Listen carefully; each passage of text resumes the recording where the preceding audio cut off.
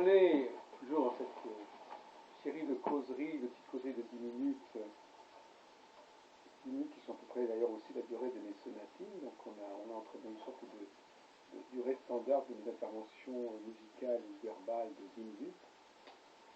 Je voudrais vous parler de Nostradamus astrologue.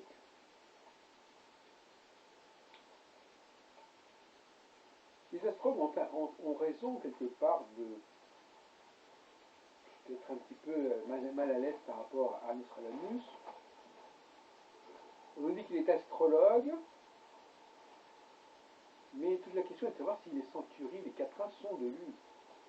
Vous savez que sur ce point, j'ai beaucoup discuté, débattu depuis déjà une bonne quinzaine d'années. Et il faut savoir que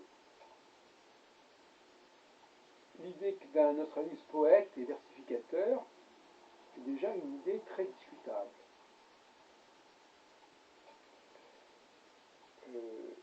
Nostradamus était, à mon avis, tel que je le connais, quelqu'un d'extrêmement rigoureux par rapport au référentiel astronomique.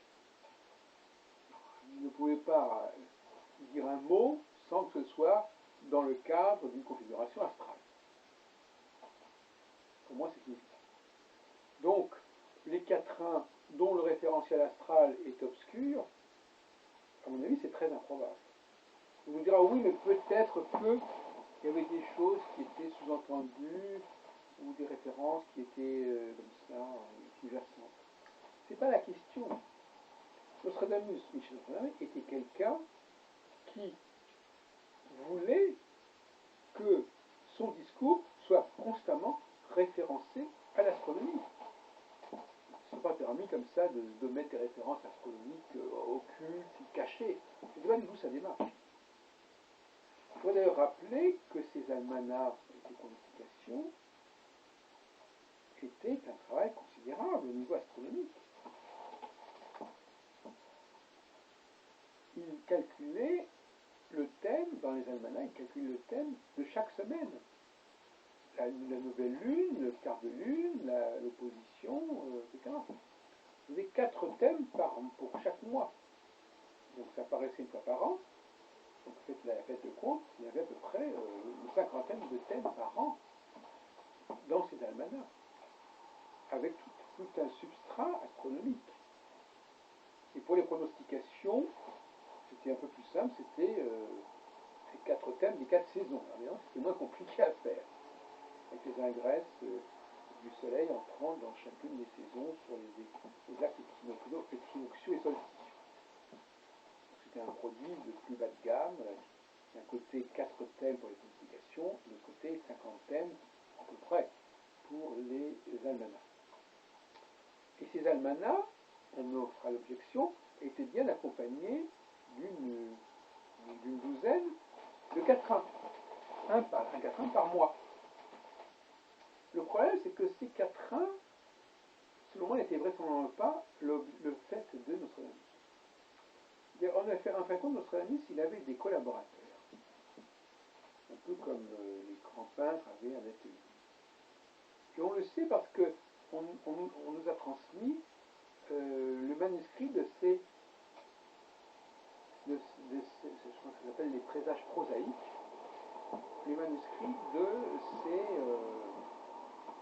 brouillons qui terminaient et qui donnaient à l'éditeur.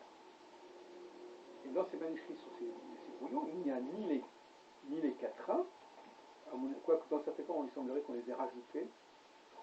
Je vous rappelle que c'est M. Chevignard qui a fait l'édition d'une partie, en tout cas, de la première partie de ce manuscrit, qui est actuellement conservé dans la bibliothèque municipale de Lyon-la-Part-Dieu.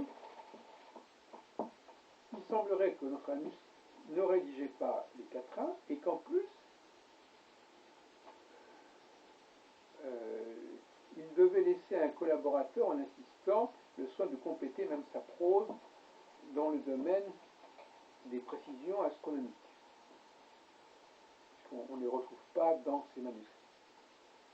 Donc, il donnait un socle, une base, mais laisser à d'autres le soin de compléter sur le plan des quatrains et sur le plan des compléments mathématiques, astronomiques, tels qu'on pouvait les trouver dans les éphémérides de son temps, les tables, les tabulae. Donc, on en est là. Nostradamus était astrologue, et il n'avait aucune raison de produire les centuries.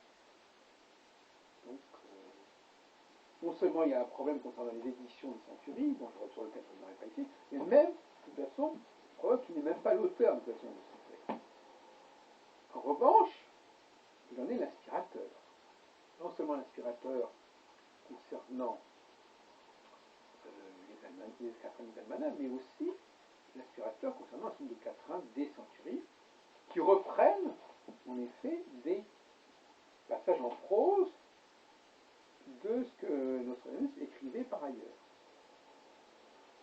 Parce que Nostradamus n'écrivait pas uniquement des textes comme ça annuels, il publiait aussi, notamment pour l'année 1562, et pas uniquement, il publiait des mémoires, un mémoire, une sorte de mémoire, d'ailleurs, entre parenthèses, le mot mémoire, c'est polémique, puisque dans la préface à César, Nostradamus parle de laisser un mémoire, et non pas un mémoire, selon les éditions, les versions, à mon avis c'est la bonne version, c'est laisser un mémoire, et non pas laisser mémoire, ça veut dire souvenir, non, un mémoire c'est un document. Et donc il y a un document qui nous a été conservé d'ailleurs que en français que sous forme manuscrite, mais ça a été réédité au début du XXe siècle, et aussi par le fait de traduction italienne. Ça, ce sont des documents qui complètent le travail astrologique de Nostradamus et qui sont notamment marqués par un grand intérêt que Nostradamus avait pour les éclipses. Et là, il lisait l'éclipsium de Lovicius, probablement. Et Lovicius signalait et commentait non seulement les éclipses passées, mais surtout les éclipses à venir. Et donc, Nostradamus s'était entiché d'une certaine éclipse, je crois justement pour l'année 1566, qui est justement l'année de sa mort. Et il y avait une éclipse du mois d'avril, et il avait décidé que à ce moment-là naîtrait en quelque sorte l'antéchrist, ou quelque chose comme ça. Il avait appelé Marcelin, il y avait la Saint-Marcelin à ce moment-là, à quelques jours près, et pour jouer sur les mots, il avait dit non, on ne sera pas Marcelin, ça sera Masselin, Macellino, c'est-à-dire le boucher en italien. Et on retrouve justement cette forme de Masselin dans les centuries, qui montre bien que les centuries ont pu être inspirées de manuscrits que Nostradamus avait produits, et donc la thèse selon laquelle les centuries des quatrains auraient pu effectivement être rédigées à partir de brouillons et de manuscrits qu'a laissé Nostradamus me paraît assez valable. Donc on peut dire en jouant sur les mots que les centuries, c'est du Nostradamus mis en vers. On peut dire ça.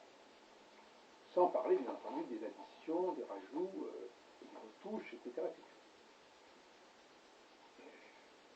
Mais, bien évidemment, cette mise en vers, qui d'ailleurs ne prend absolument pas en compte d'ailleurs les positions planétaires, sauf des cas rarissimes, et justement ça tombe bien, parce que justement les manuscrits eux-mêmes ne les mentionnent pas spécialement, donc on peut penser qu'on a fait des ensembles de centuries, des quatrains qui ont été faits directement à partir de manuscrits que l'on connaît, qui sont effectivement, enfin, qu'on ne connaît pas tous d'ailleurs, mais c'est du Nostradamus, mais mis en vers, et de telle façon que le discours de Nostradamus est complètement éclaté, complètement incompréhensible, et que de toute façon, il n'y a aucune référence, non seulement il n'y a pas de référence astronomique presque toujours, mais en plus, le discours lui-même que Nostradamus avait pu constituer est complètement daté. Comme d'ailleurs dans les almanachs, le propos de Nostradamus dans ses textes en prose est totalement méconnaissable dans les quatrains, si ce n'est qu'on retrouve les mêmes mots. Donc, les mots sont gardés, mais la construction de la phrase et l'agencement du discours est complètement factuel. Voilà ce que je